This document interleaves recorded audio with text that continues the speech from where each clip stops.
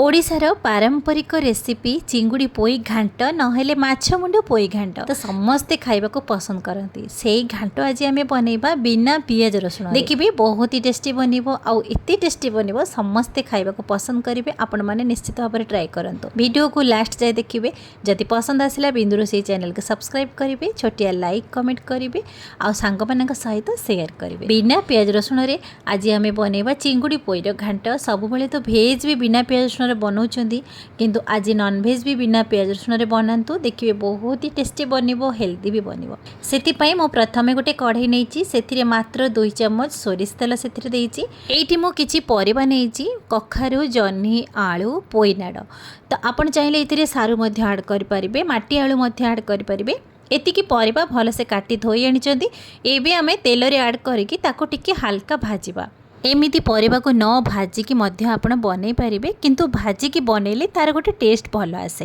एइठी अल्प किछि लूण अल्प किछि हळदी गुंड देकी ताको भल से मिक्स करिकि ताको 3 रु 4 मिनिट पर्यंत गैस रो फ्लेम मीडियम रखिकि ताको हल्का भाजी आनिबे। बेसी भाजिबेनी कि बेसी सिझिबा को देबेनी जस्ट तार टिके पानी अंश सुखिला हला पर्यंत आमे ताको भाजिबा। देखंतु एतिकी ही भाजिबे। एबे आमे सब जिंस को गोटे प्लेट को काढी आनिबा। तो एइठी आमे सेम कढ़ई रे मो एइठी नेइची 4 रु 5 चम्मच सोरिष तेल तेल गरम हेले मो धोईकी रखिथिबा एटी छोट चिंगुड़ी माछ एथिरे ऐड करूची।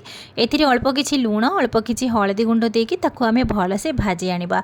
प्रथमरु आपण चाहिले लूण हळदी गोळेई परिबे आ चिंगुड़ी मध्य याठू छोट भी नहीं पारिबे किंबा बड़ मध्य नहीं पारिबे किंतु बेसी बड़ नेबेनी मीडियम साइज चिंगुड़ी ही एई रेसिपी रे भल लागे।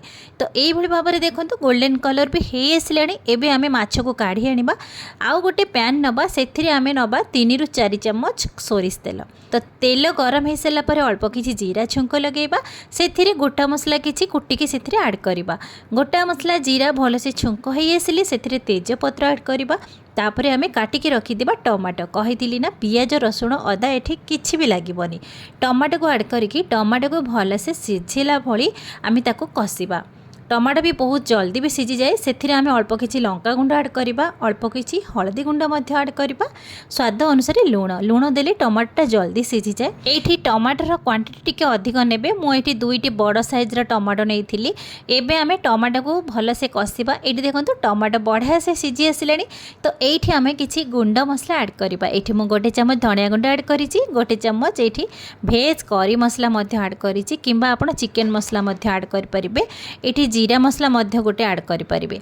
तो एठी आमे सब जिनस को मिक्स कर साला परे एठी पोई साग पत्र को आमे धोईकी रखिथिले तो पोई साग पत्र को मध्य एथिरे ऐड करिवे। तो पोई साग को बेसी सिझेवा पई देबेनी जस्ट मसला सहित ताको 2 मिनिट पर्यंत कसी आनिबे। पोई पत्र रो जो लालुआ भागटा थाए सेटा आउ रहिबोनी भल से मसला सहित कसिले तार टेस्टटा बहुत बढ़िया आसे। तो 2 रु 3 मिनिट पर्यंत एमती पोई साग को कसी सारा परे देखंतु बेसी भी सिझेबेनी गैस रो फ्लेम को मीडियम रे रखिबे ध्यान रखिबे पोई पत्र को बेसी घांटीबेनी। तो एई भली भाबरे पोई पत्र रहिबो। एई स्टेज रे आमे ऐड करिबा भाजी की रखिथिबा परिबा। एई परिबा भी गोटा गोटा अछि जमा भी परिबा भी अत्यधिक सिझी नाही। एई परिबा सहित पोई साग को पुणी आमे भल से 2 मिनिट कसिबे। प्रथमे आमे साग को 2 मिनिट कसिले पुणी साग परिबा सहित आमे मिसेकी 2 मिनिट कसिबा। तो एठी कसी साला परे आमे लास्ट रे ऐड करिबा भाजी की रखिथिबा चिंगुड़ी माछ।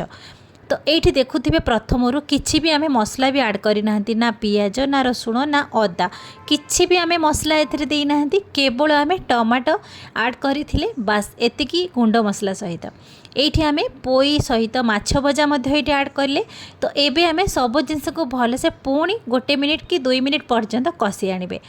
तो ये देखुबी घांटे केते सुंदर भाव में बनी आसूची। तो लास्ट को आप देखिए केते सुंदर बनी।